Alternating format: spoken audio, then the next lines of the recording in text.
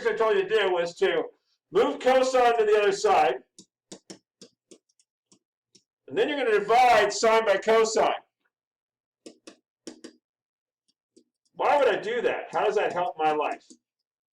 To get tan. And where does tan x give me negative what?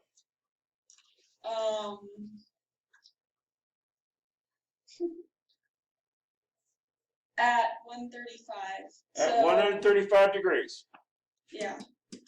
Now, we're good to there. Are we good to there? Sort of. Yeah. Like, I don't want to do that immediately, but it felt okay.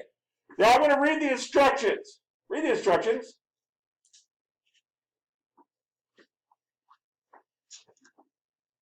Solve each equation for 0 degrees. Oh, yeah, okay. So we need to do minus 90. No. It doesn't say principal values. It says between 0 and 360. So now I got to think really hard. Yeah. Where is sine equal to 0 where is sine equal to 0 between 0 and 360? At 0. At 0, I agree with you there. And at 180. And at 180, now I'm going to check my inequality. Am I allowed to say 360? No, I'm not. So that's it for that one. How about tangent? What quadrants is tangent negative?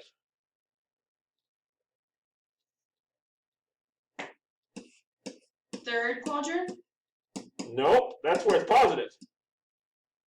Oh, then second and fourth.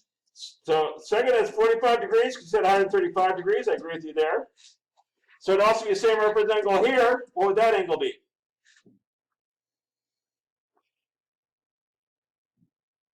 $315. 315.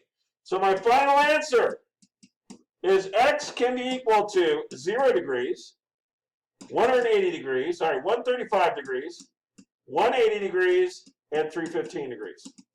Final answer. Yes, sir? I thought sine is only in the second and... For principal values. Does it say principal values? This one says between 0 and 360, so we have a different menu of answers. We have to read the question to figure out what their answer is allowed to be. That's part of this test. It's underrated. People tend to think that's not a big deal. It's huge, right? Because that changes your answers. What a weird thing. Your answer changed based on the instructions for the question. All right, I cut off Mr. Combs. Mr. Combs. Is there any easier way to do this? I was like thinking, what if you like plugged in like numbers for like the 10 secret? Is that like possible? Well, how long do you want to do that for? I mean, there's 4 answers we're looking for. Yeah. This could be a massacre, right? This could be a massacre. You could try. I just not really great way. And by the way, this is a hard. I normally skip 3 and then come back near the end and say, oh, now we're getting a really hard problem to do. Will this be like an extra credit? No, this is going to be a regular credit by the time we get to the test. But right, it's not great for the third question I give you. Okay. Yeah, that's not fair, right? With that in mind, and having just said that out loud, let's try number 4.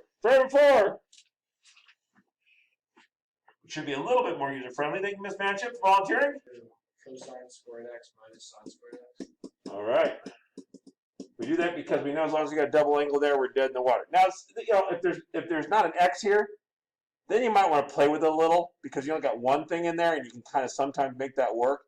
But as long as there's a 2x here and an x here, you just got to get rid of it. There's just no chance it's going to help you out. All right. What's next, sir? Trey told. I did like a different one. Trey told me to do. You like what Trey suggested? Yeah. All right, let's do it. It was cosine squared x minus 1 equals sine squared x. Or positive sine squared x. So sine squared x equal to 1 minus cosine squared, isn't it? Yeah. Okay. So what Trey noticed, and hopefully you'll notice going forward, is like if I got sine squared everything else in terms of cosine, that's going to be a problem for me. So I'm going to go ahead and translate that. All right. So I got cosine squared x minus parentheses 1 plus cosine squared x plus 3 cosine x minus 1 equals 0. Oh, 1 minus, sorry. That would suddenly become much easier if that works. right? All right, Wait, why would the other way on? with the plus, Yeah. I'm not allowed to have a plus. The identity is 1 minus cosine squared. Oh, so I wrote down the identity wrong. That's why it doesn't work. Yes? So the identity isn't cosine squared minus 1? No. Oh. It's 1 minus cosine squared. Right? Because sine squared x plus cosine squared x equals 1 is the one I asked you to make sure you know.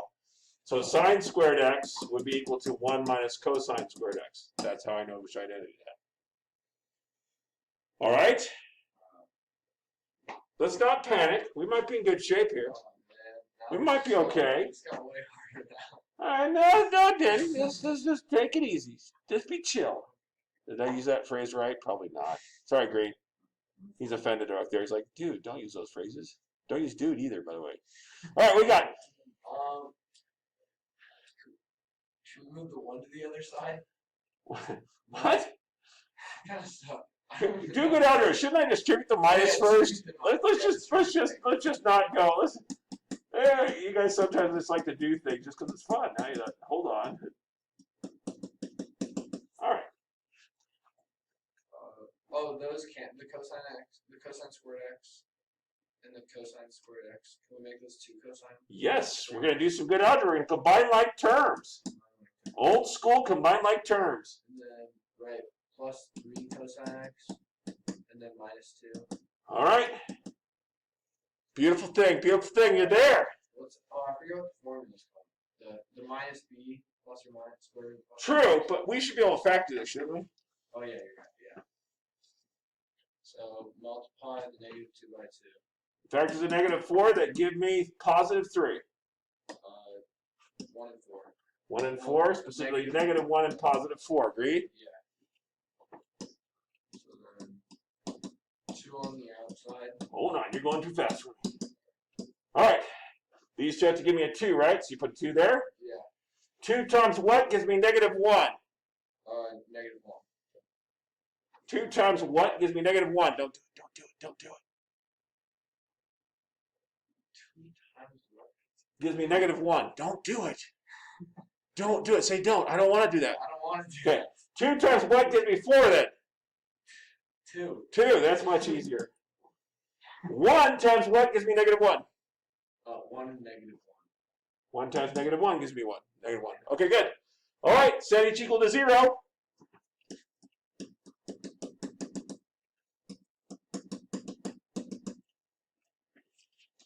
Then you get 2 cosine equals 1. Cosine equals 1. Cosine x equals 1/2. And where does cosine give me 1/2?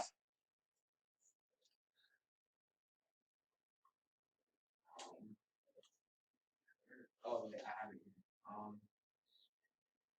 At 60 degrees. 60 degrees all by?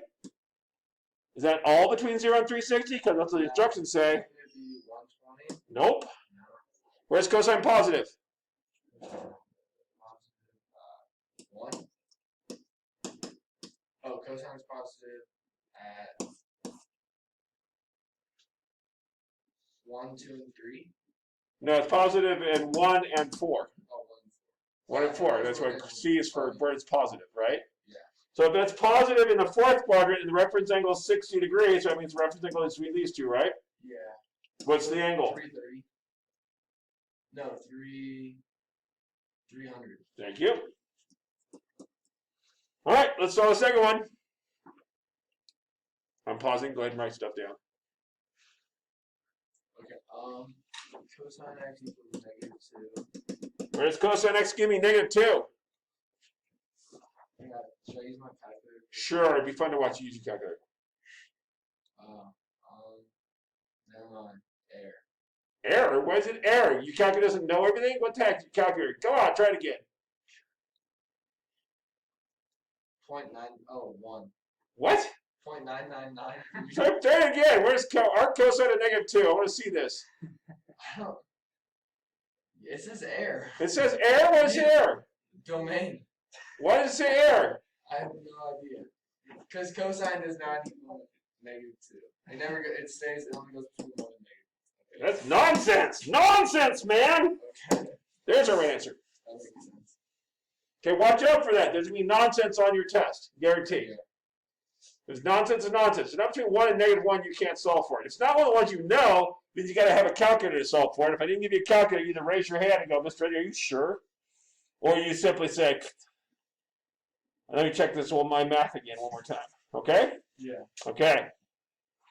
All right, we're rolling. 5's waiting for you. Instructions have changed. How are the instructions different this time, Mr. Sussman? It's now in radians. So we're going to do it between 0 and 2 pi. Now, that doesn't mean you can't do it in degrees and translate if you want. Or you can do it in radians. Your choice. I don't care. Happy either way.